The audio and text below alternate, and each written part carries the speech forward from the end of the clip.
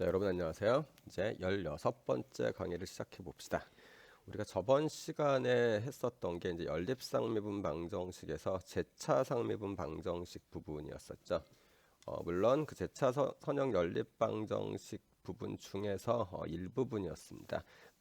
오늘은 그 제차 선형 연립 방정식의 이제 나머지 부분들을 해볼 텐데요. 우선은 저번 시간에 했었던 거를 간략히 제차 선형 연립 방정식에 대한 부분을 다시 한번 정리를 해보고 그 다음으로 넘어가 보도록 하죠. 일단 제차 선형 연립 방정식의 모양은 지금 보는 것과 같은 이런 모양이었고, 가장 일반적으로는 고유값이 서로 다를 때였었습니다. 그래서 이거를 우리가 행렬 방정식 형태로 바꾸면은 이런 형태가 되는데, 이게 크게 보면은 y 프라임 이퀄 ay의 형태이기 때문에 우리가 y에 대해 가지고 이미 일개선형 상미분 방정식의 경험을 되살려서 y 이퀄 벡터 x 곱하기 익스ponential 람다 t의 형태가 되지 않을까라고 추정을 할 수 있고, 실제로는 이런 모양을 가진다라고 이야기를 했었죠. 물론 이렇게 나오는 이 모양은 우리가 이전에 이개 상미분 방정식을 했었을 때처럼 일반해 y 자체를 갖다가 나타낸다기보다는 y를 이루고 있는 일반해의 기저 중 일부를 갖다가 표현하는 그런 식인데, 얘가 들어갔었을 때 y 프라임 이퀄 ay를 만족을 해야지 될 겁니다. 그리고 여기서 x는 x1, x2, 여기 위쪽에 t라고 붙인 거는 지금 얘가 로우 벡터 형태인데 t를 붙였으니까 칼럼 벡터가 되겠죠. 자, 얘를 식에다 넣으면은 일단 y를 미분을 하면은 요게 나올 거고요. y 프라임이 ay라고 했는데 요 ay의 a 부분에다 넣으면은 요 식이 나오니까 둘이 같아야 되죠. 그리고 얘를 정리를 하면 익스펜셜 람다 t는 아이덴티컬리 0이 되지 않기 때문에 람다 x 마이너스 ax가 0이 돼야지 되는데요. 이 이야기는 결국 우리가 앞쪽에서 봤었던 고유값을 구하면 된다, 람다가 고유값이 된다라는 이야기랑 같고, 그 람다에 대한 x는 고유 벡터이다라는 사실을 알 수 있어서 우리가 고유값과 고유 벡터의 문제로 제차 선형 연립 방정식을 바꿔낼 수 있는 거죠. 이런 부분이 수학에서 힘을 갖는 부분들이에요. 그러니까 공학이나 이런 쪽에서는 현상계를 다루잖아요. 현상계를 다루기 때문에 얘를 문제를 전환을 하기가 힘듭니다. 현상을 바꾸면 전혀 다른 이야기가 돼버리니까요. 그런데 그거의 추상화를 통해 가지고 문제 형태를 바꿔서 해결을 한 다음에 그 추상화 시킨 녀석들을 다시 현실로 되돌리는 과정을 통해 가지고 A라는 현상의 문제를 풀기 위해서 B라는 현상에서 아이디어를 갖다 가져오게 되는 과정을 좀 체계적으로 만들어낼 수 있다는 장점이 있죠. 자, 일단은 특성 행렬식을 갖다가 이용을 해가지고 고유값을 갖다 계산을 먼저 해볼 텐데요. 자, 람다 x 이퀄 ax가 해를 갖지 않기 위해서는 결국은 람다 x를 오른쪽으로 이항을 갖다 한 형태죠.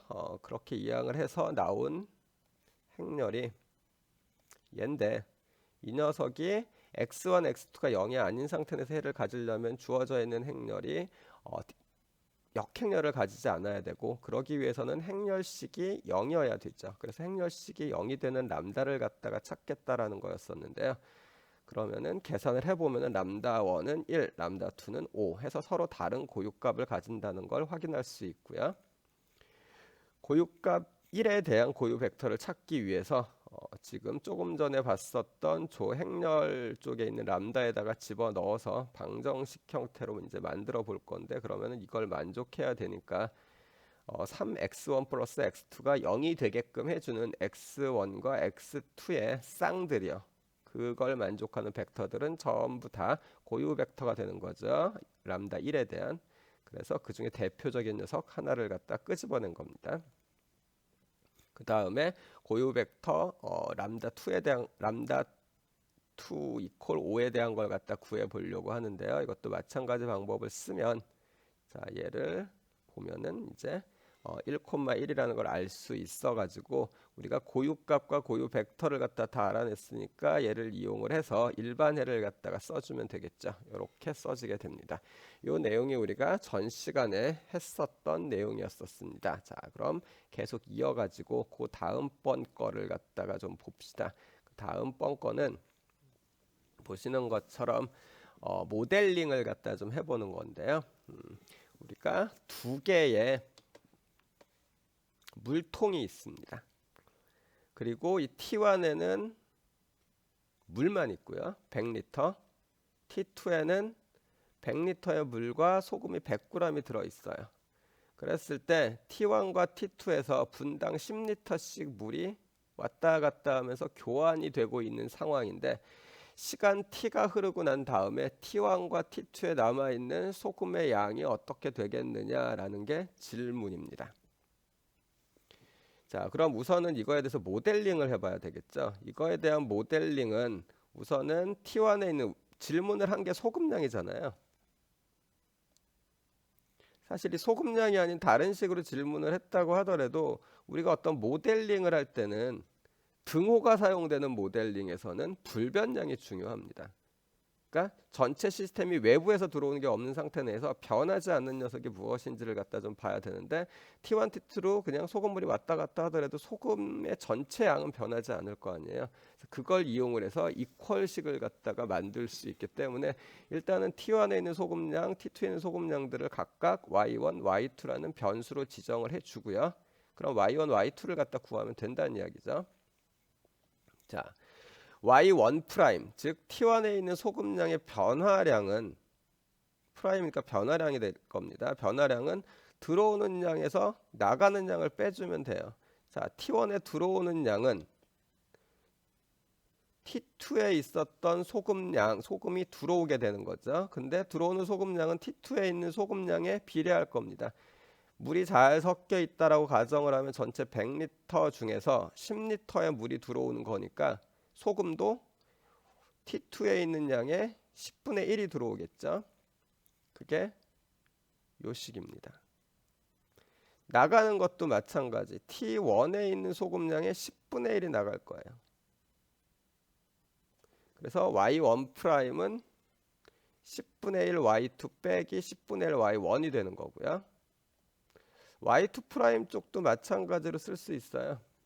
사실 얘가 닫힌 개이고 대칭적으로 움직이고 있기 때문에 서로 상호작용을 갖다가 하겠죠. 뭐 대응식 완전히 반대 형태로. 그래서 얘 같은 경우에는 10분의 1 Y1 빼기 10분의 1 Y2가 될 거고요.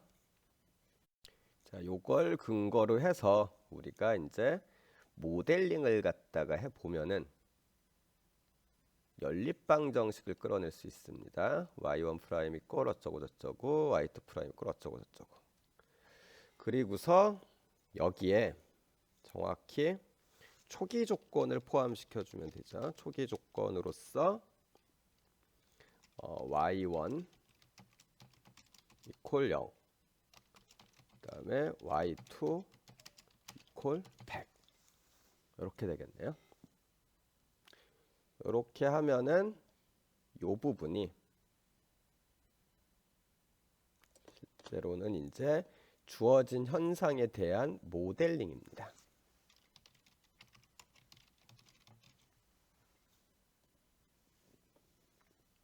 자, 모델링이라고 하면은 방정식과 초기 조건을 다 써줘야지 돼요. 물론 초기 조건이 없으면 못 쓰죠. 근데 사실 그때조차도 뭐 y1 제로일 때는 뭐 A, y2 제로일 때는 B 이런 식으로 보통은 써줍니다. 자, 이렇게 방정식이 나왔으니까 이제 우리 좀 풀어봐야 되겠네요. 자, 이걸 갖다 풀어보려면은 일단은 주어져 있는 녀석을 행렬 방정식으로 바꿨을 때 그 행렬에 대한 고유값을 갖다가 계산을 해야 되니까, 자, 고유값을 갖다가 계산을 해 보면은 요 식을 풀으면 되고요. 자, 얘를 인수분해를 갖다 하고 나서 보니까 람다 이퀄 0, 람다 이퀄 마이너스 5분의 1이 되면 되네요. 자, 그러면은 이제 이걸 근거로 해서 우리가 자, 고유값을 갖다 찾아야 되겠죠. 자, 고유값은 일단 행렬에다 집어넣어서 행렬 방정식에다 집어넣어서 생각을 해보면은 요런 게 하나 나올 거고, 그러면은 관계식상에서 x1 x2 이퀄 0, 그러니까 x1이 x랑 같아야 되네요. 따라서 1,1. 그 다음에 마이너스 5분의 1인데 제가 여기 잘못 써놨네요. 자, 여기 마이너스가 들어가야 됩니다. 오타입니다. 자, 집어넣어서 보면 이제 얘도 x1 플러스 x2 이퀄 0이라는 걸 갖다가 끄집어내서 자, 고유 벡터가 1, 마이너스 1이라는 사실을 알게 됩니다. 따라서 우리가 구하려고 하는 일반 해는 이런 모양이 되겠네요. 얘는 초기 조건이 있으니까 이걸로 끝나면 안 되죠. 네, 초기 조건까지 구해야지 됩니다. 그래서 자, 요 일반 해에서 값을 갖다가 이제 방정식으로 만들어서 넣는 게 조금 더 편해가지고 이렇게 바꾼 겁니다. t에다가 0을 넣었을 때 y1은 0, y2는 100이 나오는 c1과 c2를 찾아야죠. 얘랑 얘가 되니까 둘을 풀면은 이제 c1, c2가 50과 마이너스 50이 나와서 우리가 모델링한 방정식의 해를 구할 수 있게 되는 겁니다. 다른 형태를 갖다 좀 한번 보죠. 일단은 여러분들 조금 더 설명으로 두 개짜리 이제 잘 한다라고 이해를 했다라고 생각을 해보고요. 여기에다가요 물통을 하나 더 놔 봅시다. 얘를 T3라고 할 겁니다.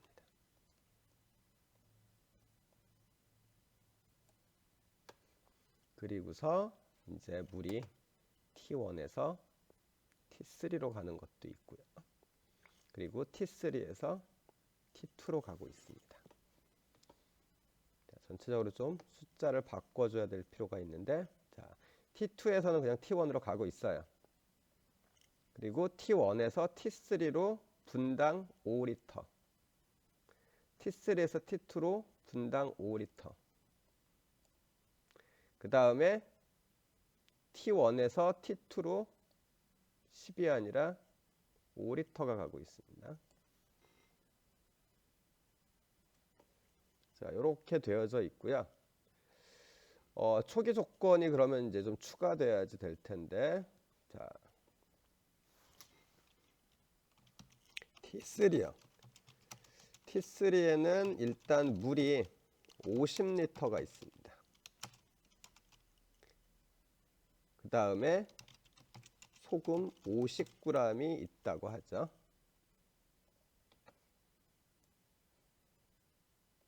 그리고 변수를 갖다가 쓸 때 이제 T3의 Y2가 이게 소금량입니다.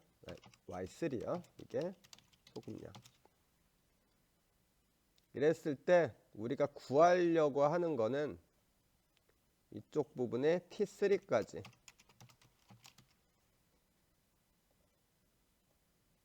이렇게요. 자, 이 T3까지 포함되어져 있는 시간 T에서 T3에 포함되어 있는 소금 양을 구하고 싶은 겁니다. 이게 지금 우리가 한 거랑 거의 차이가 없습니다. 우리가 이전에 했었던 거를 갖다가 자, 우리가 조금 전에 했었던 게 모델링을 하면 이렇게 됐었죠. 정확히는 아까 썼던 거를 다시 좀 반복해서 쓰면은 요때는 초기 조건이 y1 0일 때 0, y2 0일 때 100 이렇게 될 텐데요. 여기까지 이렇게 구해 놓은 거를 갖다가 우리가 모델링이라고 한다고 그랬었죠.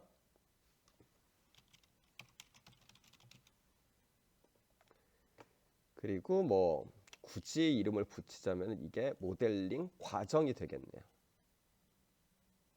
자, 제가 이제 여러분들한테 드리는 5번째 과제입니다. 과제 5는 T3까지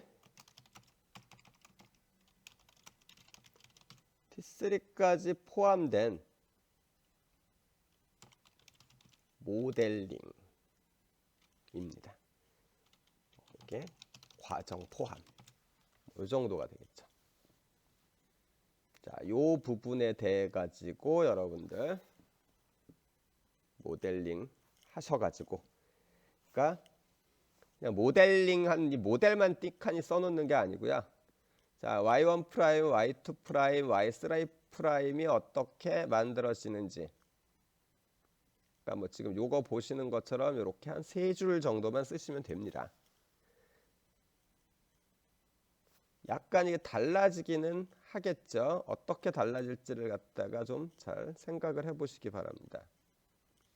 Y1 같은 경우에 보면은 T1 입장에서 자, 들어오는 곳 동일하죠. 나가는 곳이요. 나가는 곳에 대해서는 우리가 언급을 안 해요. 어디로 나가는지는 필요 없고 원료가 되는 소스가 되는 쪽이 필요하거든요. 그러니까 T1에서 나가는 건 지금 동일하고 들어오는 것도 동일하니까 T1 프라임에 대한 식은 변화가 없습니다. 그런데 T2 프라임 같은 경우에 나가는 거는 동일한데 들어오는 게 T1에서 들어오는 게 바뀌었고 T3가 포함이 됐죠. 그러니까 Y2 프라임 같은 경우에는 이 부분이 바뀔 겁니다. 그 다음에 T3 프라임에 대한 식이 추가돼야 되고요. 초기 조건도 지금 있는 거는 바뀌지 않는데 하나가 추가돼야 되죠. Y3요. 자, Y3가 T가 0일 때의 소금량까지 초기 조건에 포함되는 겁니다. 자, 그렇게 포함을 해서 써주시면 됩니다.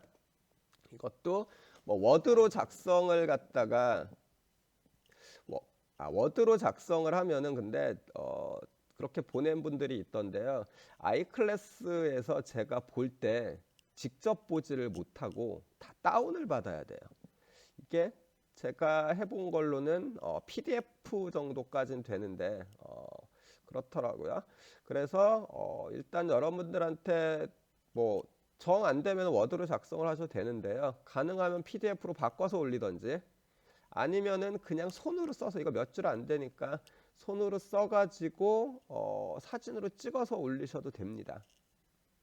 다만 이걸 갖다 쭉 취합을 하는 과정에서 사진으로 올린 건 제가 나중에 이게 파일이랑 이런 걸 헷갈릴 수 있으니까 과제를 갖다가 앞으로 좀 올리실 때는 적어도 제일 위쪽이에요.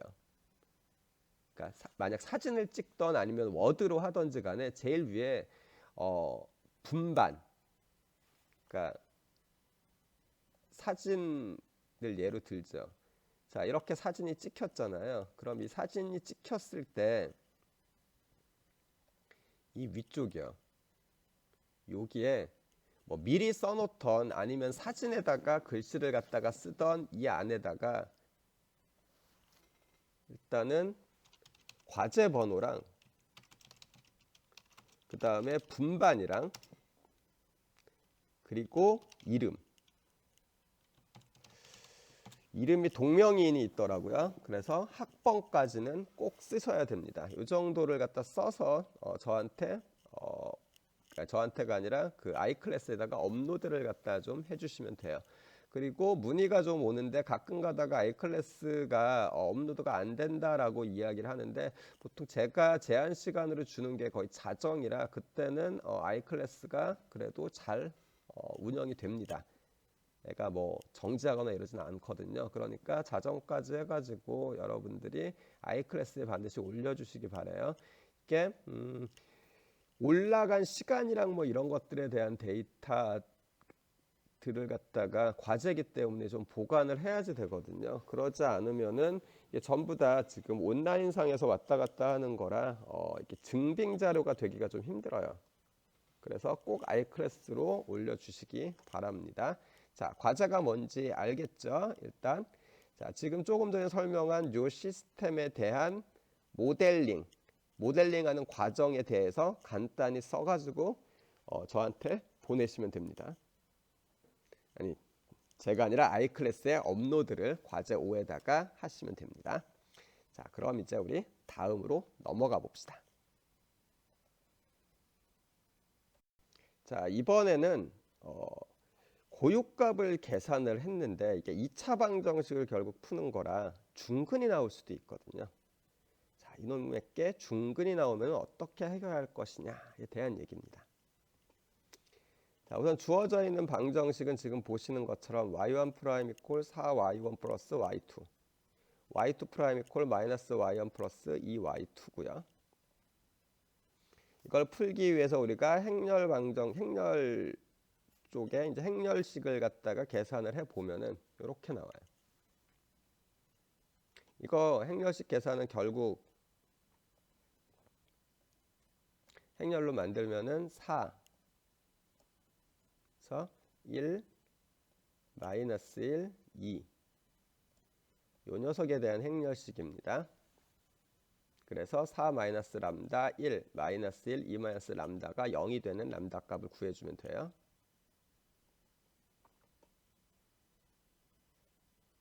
그러니까 요거에 대한 고유값을 계산을 한 거니까 행렬식 구성이요. 자, 그리고서 해보면은 람다 마이너스 3의 제곱이 나오니까 람다가 3 하나만 구해졌네요. 난감하죠? 이게 해가 2개가 나와야 되기 때문에 고유값도 2개가 돼야 된다고 그랬죠? 기저가 2개니까. 근데 달랑 1개입니다. 어떻게 해결할까요? 뭐 일단은 람다가 3일 때부터 먼저 하나 찾아보죠. 자, 람다 3으로 해서 집어넣으면은 이런 식이 하나 나오고요. 따라서 x1 플러스 x2가 0이 돼야 되니까요. x는 1, 마이너스 1이 될 겁니다.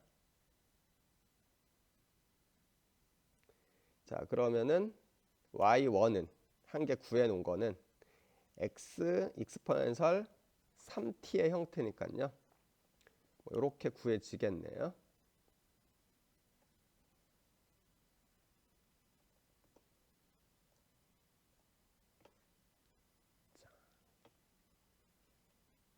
한 개 구했죠.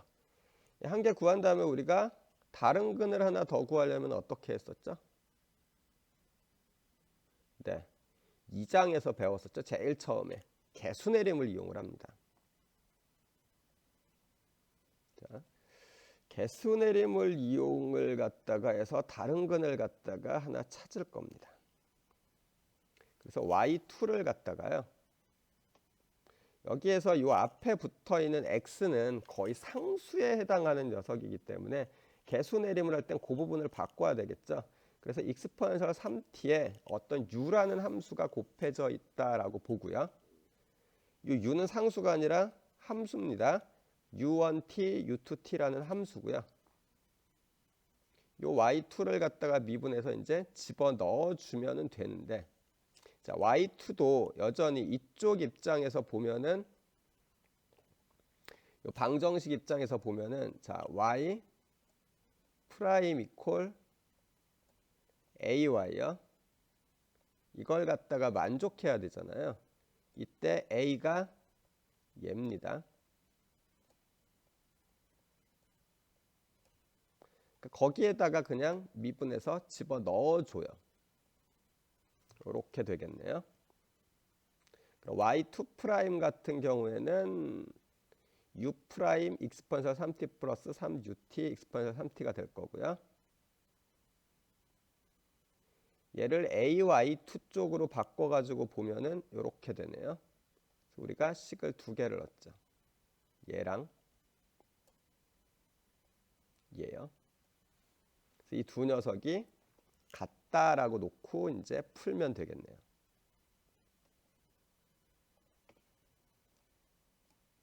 자, 두 녀석이 같다고 놓고 이제 풀면은 이렇게 나오는데, 자, 여기에서 보면 익스포넨셜 3t가 서로 공통이죠. 그리고 얘네들이 아이덴티컬리 0이 되는 경우가 존재하지 않으니까 이 식은 이렇게 바뀔 수 있습니다. 자, 얘를 풀어서 쓰면 이렇게 되고요. 즉 u가 u1과 u2로 이루어져 있으니까 이렇게 쓸 수 있습니다. 여기 있는 3u를 갖다가 오른쪽으로 넘겨서 a-3이 요 녀석이 되는 겁니다.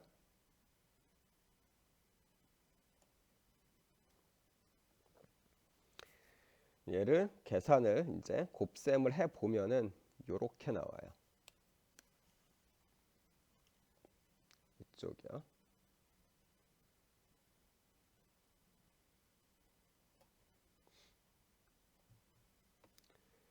자, 이렇게 나와 있는 식에서 우리가 좀 알 수 있는 게 양변, 얘랑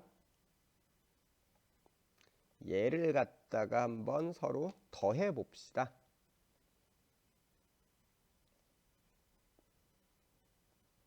그러면은 이렇게 된다는 사실을 알 수 있습니다.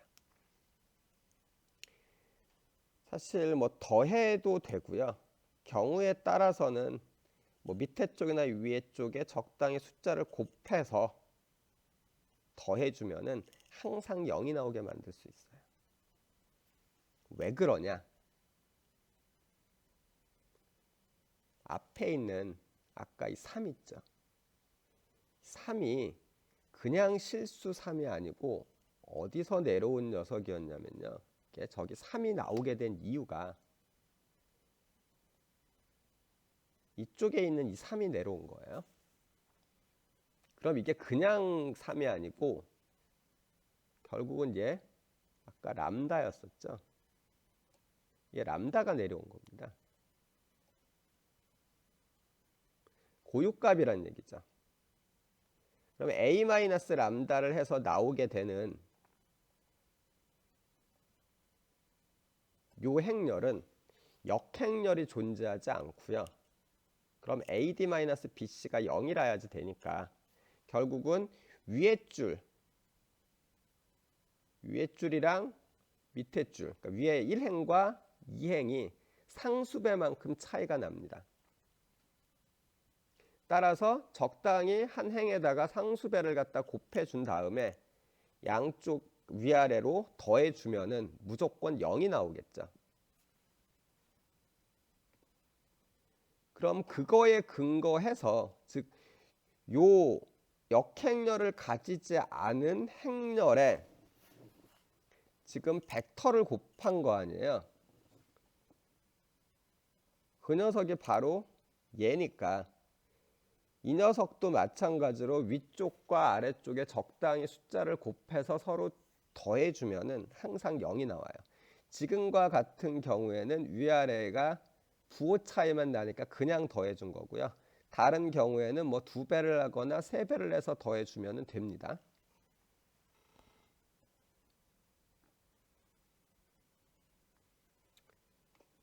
자, 이해되셨죠? 얘가 왜 이렇게 하면은 이쪽에 항상 0이 나오게끔 만들 수 있는지 요 스토리로 가면 됩니다.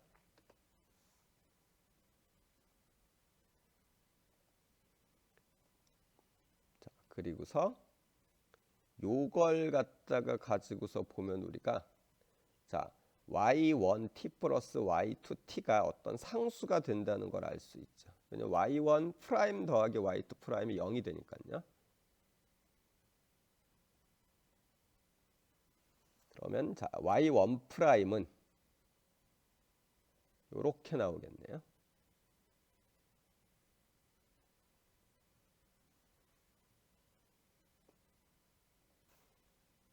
설마 이게 난데없이 나왔다고 생각하는 사람은 없겠죠? 아니면 좀 잊어버렸을 수도 있는데 여기에서 나온 겁니다. 그걸 이용하려면 U1 프라임은 C0죠. U1 프라임이 C0면 자 U1은 C0T 플러스 K. 자, C0랑 K는 지금 현재는 임의의 상수예요. 자, 그리고 U2는 마이너스 C0T 마이너스 K 플러스 C0가 되죠. 이거는 여기에서 튀어나온 거예요. 얘를 이용하면 U2가 C0 마이너스 U1이 되니까요.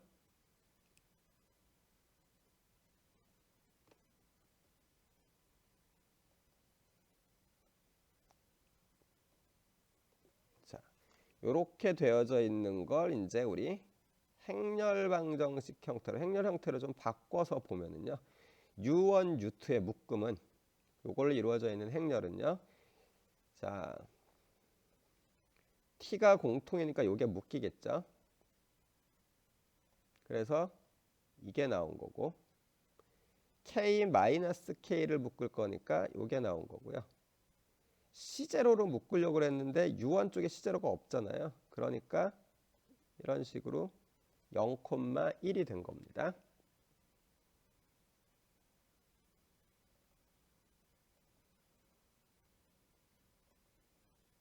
자, 그래서 우리가 이제 원래 Y2를 위해서 구하려고 했었던 U요. 얘가 C0T에 이거 지금 람다에 대한 고유 벡터죠. 그 다음에 이쪽도 람다에 대한 고유 벡터입니다. 그래서 애초에 잡았었던 x가 나온다. 얘랑 얘 지금 그냥 쓴 x가 아니고요. 미지수 x를 뜻하는 게 아니고 이거를 뜻합니다. 즉 얘요.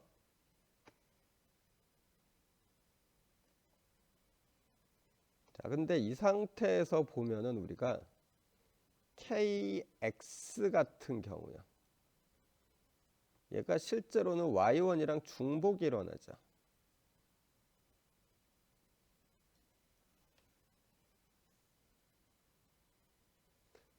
왜 중복인지 바로 안 떠오르십니까? 자, y2가 이거잖아요. 그러니까 u의 형태가 지금 이렇게 주어져 있으면은 u에다가 exponential 3t를 곱할 거거든요. 그럼 결국 지금 중복이라고 표현한 이 부분은 y1에다가 k라는 상수를 곱한 거예요. 그런데 우리가 나중에 y를 갖다가 선택을 할 때 이 녀석이 c1 y1 더하기 c2 y2 이렇게 표현을 할 거니까 결국 이 부분은 C1, 임의의 상수 C1이 들어가는 것까지 감안을 하면은 중복이다 라고 얘기를 하는 겁니다.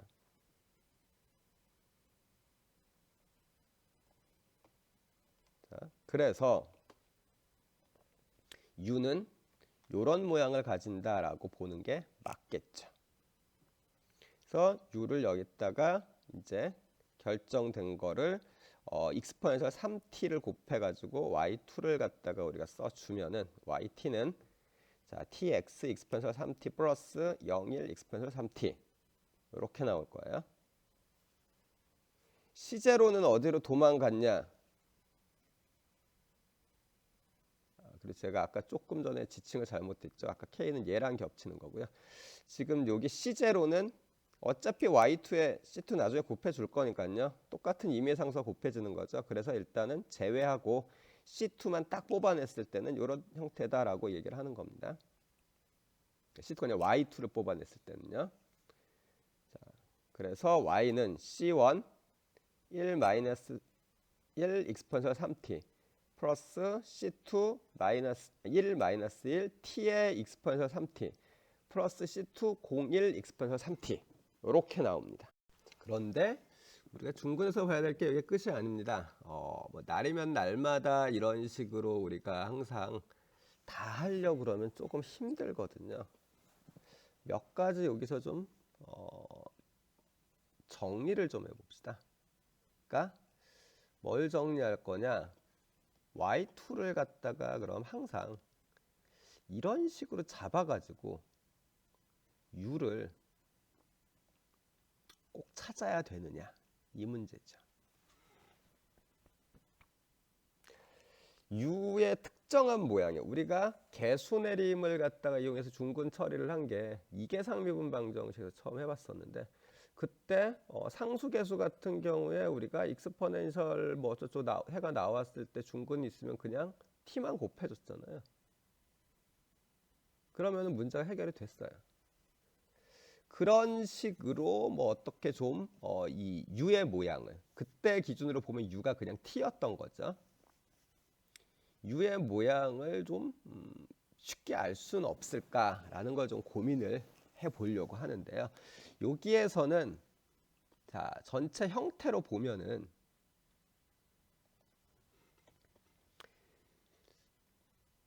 이게 이 녀석이 어디서부터 따라오게 되냐면은 얘랑 같죠. 요것들이요. 요것도 같고. 그쵸. 우리가 찾으려고 하는 게 결국 얘인데 이게 y2니까요. 헷갈리니까 이건 빼놓읍시다. 즉 항상 y2에 있는 녀석의 형태는 이쪽에는 x 곱하기 거기에 t, x는 벡터입니다. 그 다음에 변수 t를 갖다가 곱해준 녀석과 0, 1로 나온 요 녀석들의 형태로 이루어져 있느냐라는 게 질문이에요. 즉 y2를 갖다가 우리가 추측을 할 때 그냥 u라고 하지를 않고 t의 고유 벡터 x요. 익스포넨셜 람다 t 이거 더하기 뭔지는 모르겠지만은 어떤 상수 k 벡터 이거의 익스포넨셜 람다 t 이런 형태를 지닐 수 있느냐. 만약에 이게 지닐 수 있다라고 판단이 되면은 앞으로는 이런 식으로 어렵게 u를 갖다 찾아서 다 거치는 게 아니고요. 여기서 지금 모르는 건 요 k 있잖아요. 요 k만 찾으면 되는 문제가 됩니다. 계산상의 과정에서 보면은 아마 적어도 이 부분 있죠. 여기까지 거의 계산이 없어질 겁니다.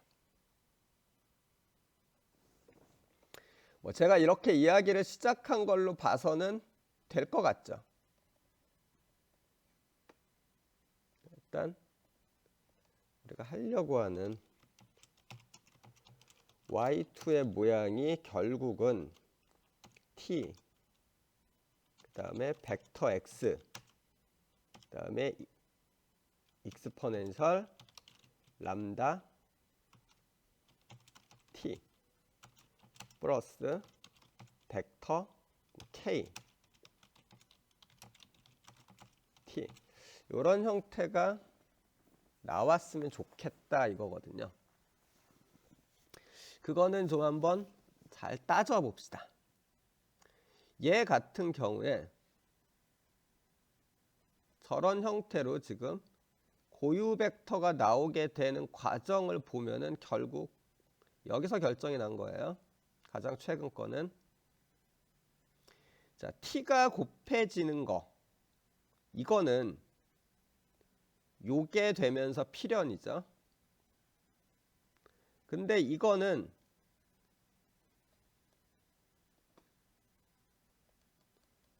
요 항이랑 그 다음에 적당히 얘네들을 곱해서 더하면 0이 된다는 거에서부터 이게 끌려 나오면서 만들어진 겁니다.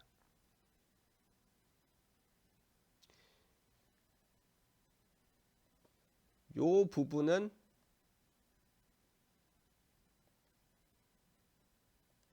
다른 건 몰라도요. 요 앞쪽에 있는 요 3이 고유값이기 때문에 발생을 한 거예요. 그리고 요걸로 인해 가지고 얘가 나온 거고요. 그래서 U 프라임이 C0가 된 거고, 그리고 또 하나는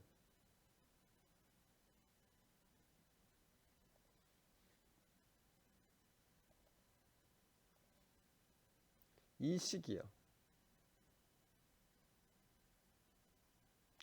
요게 U 프라임, U1 프라임, U2 프라임인데 요 U1 프라임과 U2 프라임 쪽에서 이루어지는 어떤 작업들, 요거랑 요거요.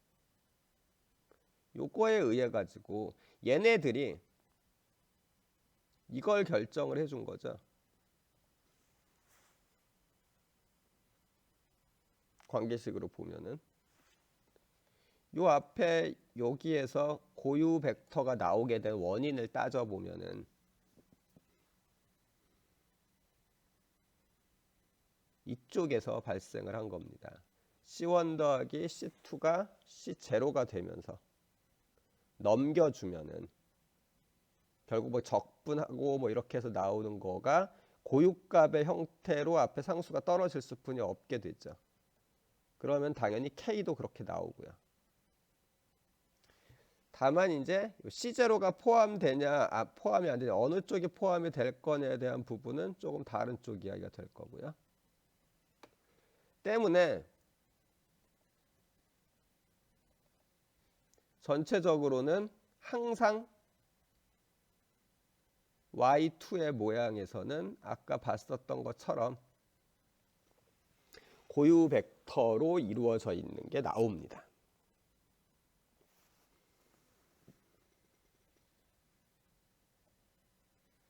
그리고 우리가 좀 관심을 갖고 좀 봐둬야 될 것 중에 하나가, 여기서는 순서대로 하느라고 뭐 그냥 U1에는 C0t 플러스 K, U2는 마이너스 C0t 마이너스 K 플러스 C0 뭐 이렇게 나왔는데요. 만약에 제가 순서를 뒤바꿔서 U2부터 했으면 어떻게 될까요? U2요. 즉 여기서 얘를 쓰지 않고요. 다르게 계산을 좀 한번 해볼게요. 자, U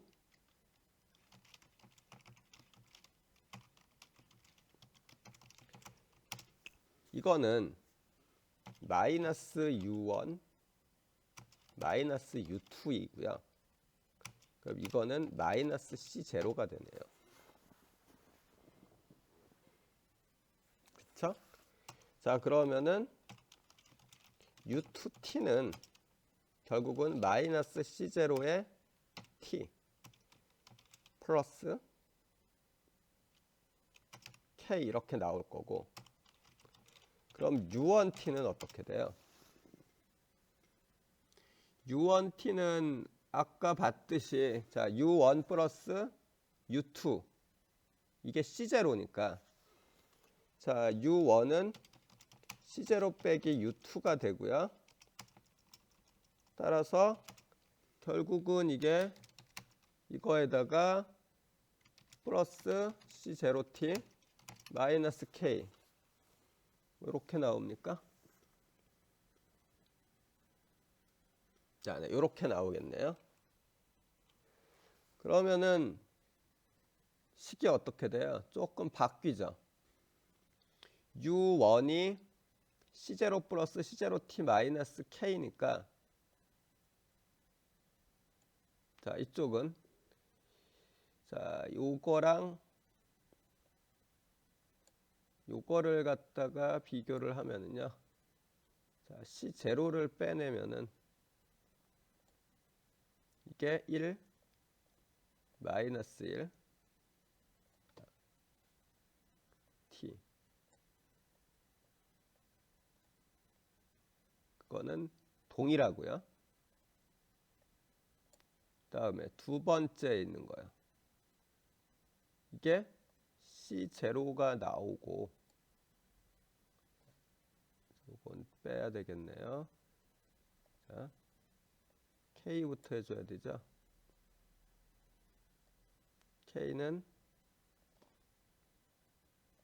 K가 나오고 얘는 마이너스 1이 나오는데 맞춰주기 위해서 여기를 마이너스로 잡을게요. 그럼 플러스 마이너스가 되죠. 자, 실제로는 제가 이야기하고 싶은 거는 상수에 해당하는 부분인데 C0에 해당하는데 U1이 이쪽이 1이 나왔고요. U2 쪽에는 없죠. 0이 나옵니다. 자, 아까 처음에 한 거는 U1을 갖고 한 거고요. U1에서부터 시작을 한 거고 이번에는 U2에서부터 시작을 했어요.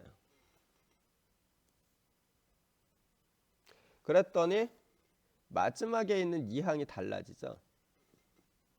어차피 얘는 우리 나중에 다 똑같은 거라서 얘는 없어질 거고요. 얘가 달라집니다. 왜냐면 이게 1과 0으로 바뀌죠.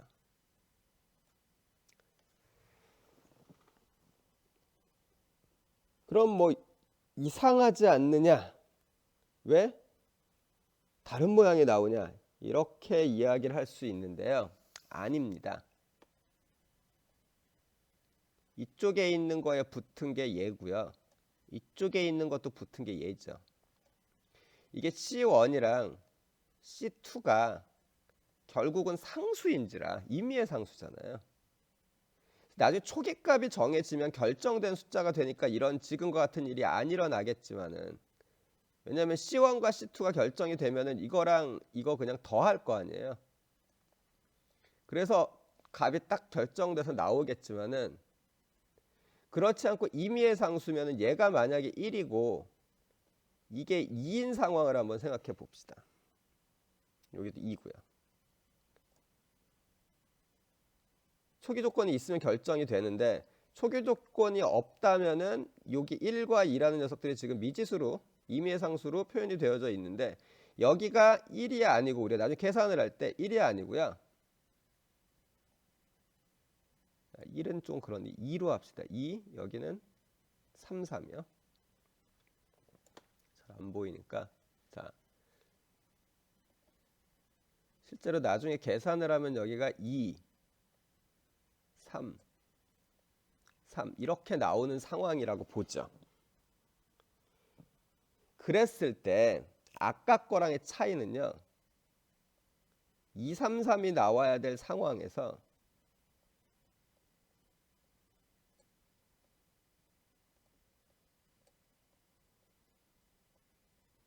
플러스 요 3은 바뀌겠죠.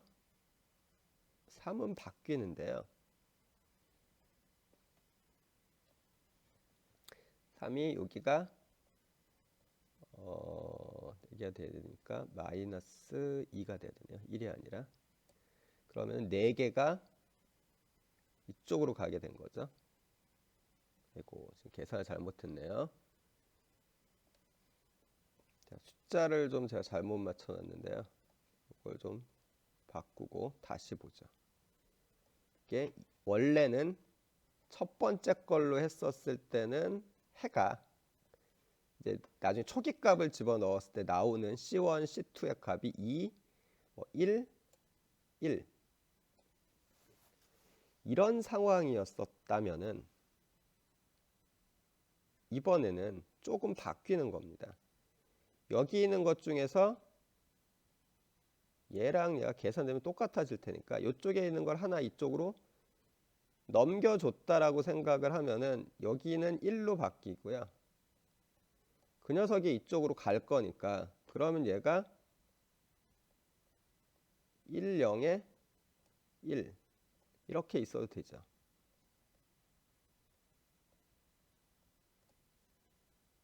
그냥 얘가 있는 거야. 여기는 뭐 똑같을 거고요. 즉 우리가 첫 번째 U1을 계산을 하면은 초기값을 집어넣었을 때 C1이 2, C2가 1이 나오는 상황이 된다면은 U2를 먼저 계산해가지고 나왔었던 아까 여기가 0, 1이 아니라 1, 0이 나오는 녀석은 초기값을 집어넣었을 때 C1이 1, C2가 1 이렇게 나오면 되거든요. 그래서 두 녀석이 동일한 해입니다. 다른 해가 아니에요. 이 동일한지 아닌지에 대한 확인은 대략적으로 이쪽에 있는 1-1을 이쪽으로 뭐 적당히 더하거나 빼줘가지고 같은 게 나오는지를 갖다 확인을 해보시면 돼요. 이렇게 해가지고 우리가 두 개를 지금 본 겁니다. 하나는 이 U의 모양이 지금 보는 것처럼 이렇게 난데없이 나오는 게 아니고 T 곱하기 고유 벡터다 더하기 어떤 상수 벡터 이런 형태로 나온다는 거 하나랑 이쪽에 있는 요 녀석의 모양이 꼭 0, 1이 아니고요. 1, 1, 0 혹은 2, 1이 나올 수도 있겠죠. 그런 식으로 조금 다르게 나올 수도 있는데 이게 다른 건지 같은 건지에 대한 확인은 요 녀석에 있는 요거랑 맞춰가지고 쭉 다 빼가지고 계산을 해보면 됩니다. 보통은 제일 만만하게 쓰는 방법이 요쪽에 있는 요 상수에서 요 앞에 있는 요 0 있죠? 요 녀석이 0이 될 때에다가 맞춰 놓는 게 제일 일반적입니다. 그러면은 기준점 잡기가 조금 더 쉽거든요. 그렇게 해가지고 같은 건지 확인해 보시는 방법이 있어요. 여러분들이 연습 문제 같은 것들을 갖다 풀다 보면은 연습 문제의 풀이의 해라 여러분이 구한 게 다른 경우들이 있거든요. 그 이유가 요것 때문에 그러니까 같은 해를 다르게 표현한 건지를 갖다가 확인을 한번 해보세요. 자, 그래서 조금 전에 이야기했던 것처럼 이렇게 놓고 풀면 됩니다. 원래 우리가 이계상미분 방정식에서 풀었을 때도 실제로는 중근이 나오면 이렇게 놓고 풀어야지 돼요.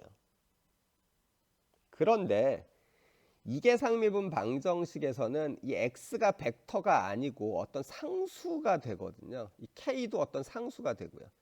이 k가 상수 벡터가 아니라 그냥 상수가 되면은 결국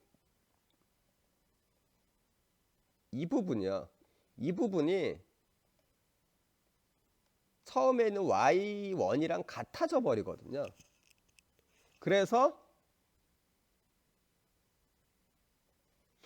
이계상미분 방정식을 할 땐 얘가 생략되는 겁니다.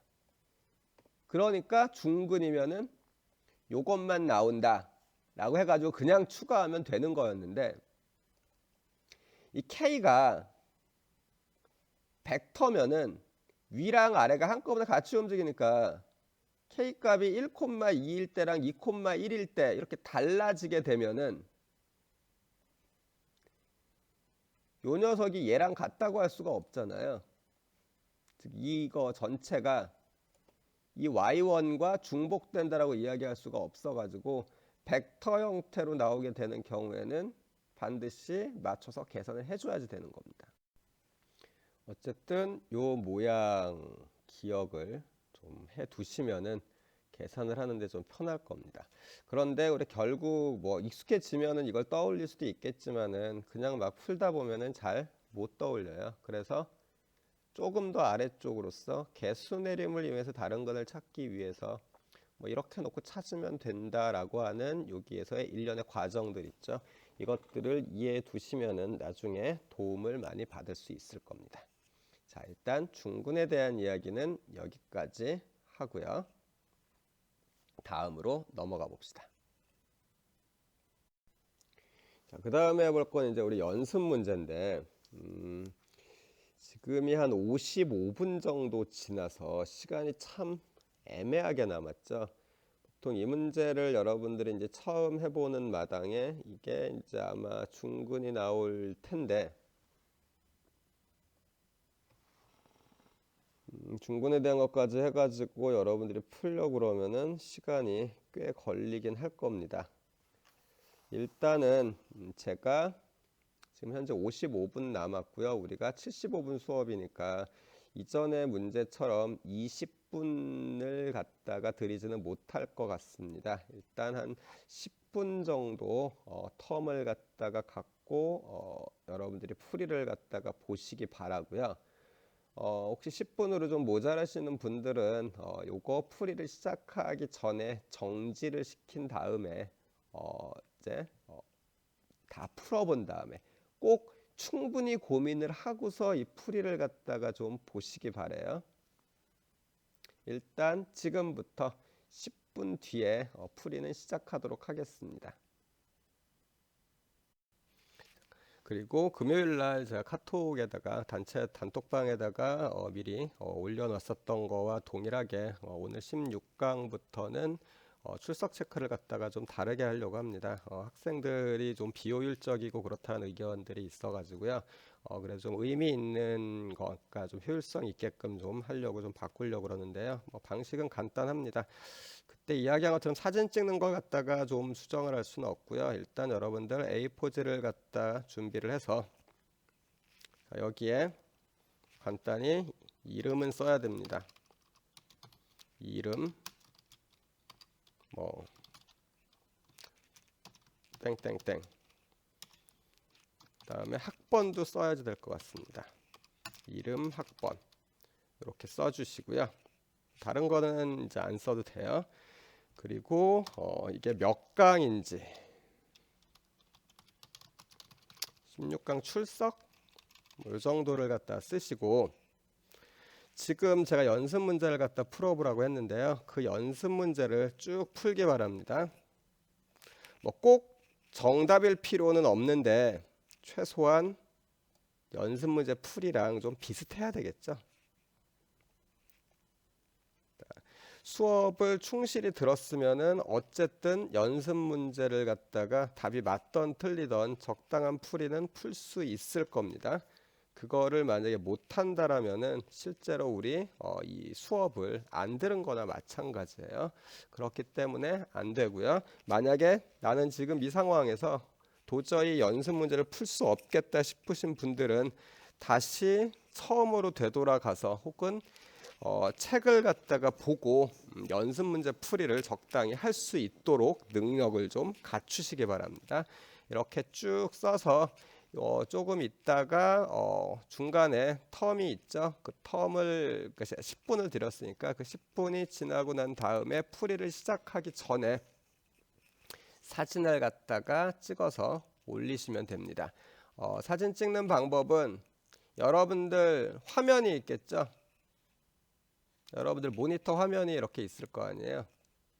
모니터 화면이 있으면은 뭐 이쪽에 뭐 꼭 요 위치는 아니라도 되는데 여기에 풀이를 갖다가 쓴 걸 올리고요. 그리고 뭐 윈도우 같으면은 이쪽에 날짜랑 시간이 나오죠. 그걸 갖다가 좀 크게 확대를 해가지고 제가 확인할 수 있게 언제쯤 했는지. 자, 이 연습 문제를 여러분들이 풀 수 없거나 그러면은 다시 공부를 갖다 해야 되기 때문에 이때는 요 시간 있죠. 이 시간을 제가 제약을 하지 않겠습니다. 그러니까 이 시간이 지금부터 뭐 1시간 뒤 혹은 2시간 뒤라도 상관은 없어요. 다만 출석 체크는 당일날 올리는 걸 원칙으로 하니까 오늘 중으로 해결해서 올리시기 바랍니다. 가능하면은 쉬는 시간에 쉬는 시간이 아니라 이 문제 풀이 시간에 하시는 게 좋을 것 같습니다. 자, 그러면은 지금부터 10분입니다. 10분 뒤에 다시 시작하도록 하죠.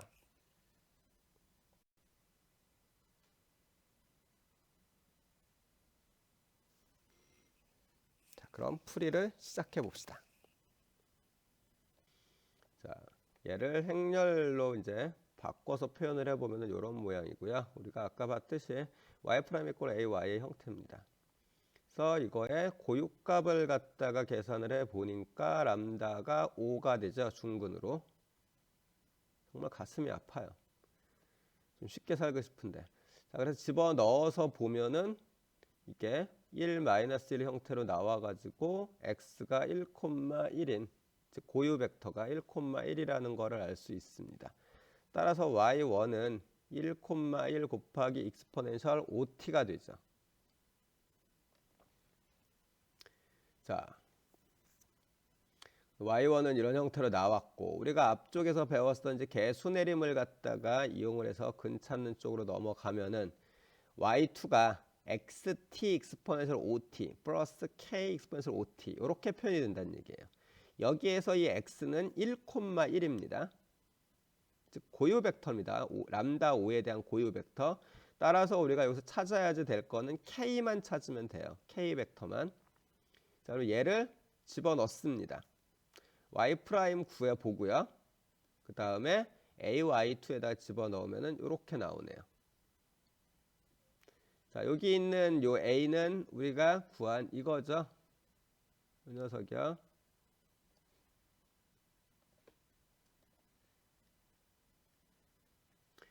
자, 그래서 우리가 관계식으로서 이걸 갖다가 얻을 수 있고요. 그냥 왼쪽에 있는 거 왼쪽으로 했고요. 이 녀석 이거고 이 녀석 이쪽으로 그냥 쭉 다 늘어 쓴 겁니다. 그러면 결국 개수를 비교해 보면 될 테니까 그냥 왼쪽 오른쪽 비교를 해보죠. 일단 1 플러스 5t 플러스 5k1은 또 계산을 하면은 6t 플러스 6k1 마이너스 t 마이너스 k2 그 다음에 밑에 쪽 거 두 번째 행에 해당하는 녀석을 비교하면 얘가 나오죠. 그래서 이거를 풀어보면은 k1 마이너스 k2가 1이 됩니다. 자, 미지수 두 개에 방정식은 한 개만 달랑 나왔어요. 그럼 이거 여러 개가 나올 수 있다는 얘기죠, 결국은. 그래서 y2는 이렇게 되겠네요. 왜 1,0이 나오냐? 그냥 우리 아무거나 해봅시다. 자, 얘가 1이면은 k2는 0이라 해야 돼요. 이게 들어가도 되고 얘가 2면은 1이 들어가도 된다는 얘기입니다. 그러니까 여기에 2, 1이 들어가도 상관은 없어요. 그러면은 우리가 앞쪽에서 이야기했던 것처럼 이 부분이요. 즉 나중에 해를 갖다가 보면은 이렇게 써질 텐데 여기에 있는 이 C1 요게 요 부분이 1,0이 아니라 2,1 뭐 요런 상태라면은 결국 요 C1 값이 하나 작아지면 되는 거잖아요. 이쪽으로 하나 더해줬다고 생각하면 되니까. 초기값이 결정되기 전이니까 상관이 없는 겁니다. C1이 바뀌면 되니까. 그냥 계산상에서 나중에 초기값이 주어졌을 때요. 그렇기 때문에 너무 고민하지 말고 아무거나 잡으시면 됩니다. 뭐 보통은 제일 위쪽을 0으로 잡던 혹은 지금 보는 것처럼 1로 잡던 요 정도로 기준을 하는 게 제일 좋아요. 괜히 K1을 뭐 한 5 이렇게 하면 K2가 4 이렇게 돼야 되는데 숫자가 크면 계산하기에 안 좋거든요. 그래서 이렇게 잡은 겁니다. 자, 이 정도까지 해서 우리 연습 문제까지 좀 풀어봤고요. 일단은 제차 선형 연립 방정식 중근이 나올 때에 대해서까지 해본 겁니다. 자, 제차 선형 연립 방정식 부분의 풀이를 여러분들이 이제 좀 원활히 할 수 있는지 모르겠습니다. 요거에 대한 풀이를 좀 잘 연습을 해두시기 바라요. 우리가 뭐 이번 주에 보게 될 시험도 중요하지만은 결국은 지금 배우는 게 아니 제차 선형 연립 방정식이 본질 그러니까 가장 많이 쓰입니다.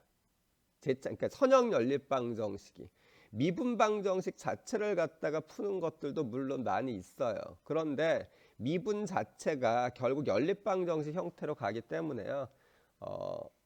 수치적으로 보면은 중요한 부분이니까 좀 잘 알아두시기 바라요. 자, 그래서 우리 다음 시간에는 이제 비제차에 대해서 알아보도록 하겠습니다. 자, 오늘 수업은 여기까지 하고 마치도록 할게요. 자, 모두들 고생 많았습니다. 참, 그리고 오늘 출석 체크한 방법이 어땠을지 잘 모르겠습니다. 그거에 대해서 뭐 적당히 생각이 있으면 피드백을 좀 주시기 바라고요. 다만 연습 문제를 갖다가 제가 푸른 걸 갖다 찍으라고 이야기를 했는데 제가 아까 이야기했던 것처럼 정답일 필요가 없습니다. 정답이 아니라도 되고요. 어떤 내용이라, 그러니까 다만 그 풀이가 연습 문제와 일치하는 어떤 내용들 제가 봐가지고 학생이 수업에 참여를 했다라는 걸 갖다가 알 수 있을 정도면 되거든요. 문제는 풀다 보면 우리가 틀릴 수도 있습니다. 그러니까 뭐 정답을 보고 어디서 봐가지고 베끼고 이런 방법은 쓰지 마시고요.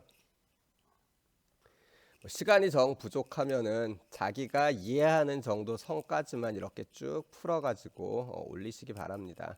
그러면은 그렇게 막 부담이 되는 그런 행동, 뭐 그런 방식은 아닐 것 같습니다. 그냥 쓴 종이 올리고 사진 찍어가지고 제출하는 방식이니까요. 다만 그래도 뭐 더 다른 방법이 있다거나 그러면은 저한테 뭐 오픈 채팅방에다가 올려주시거나 뭐 메일을 보내주시거나 그래도 됩니다. 자, 어쨌든 오늘 수고 많았습니다.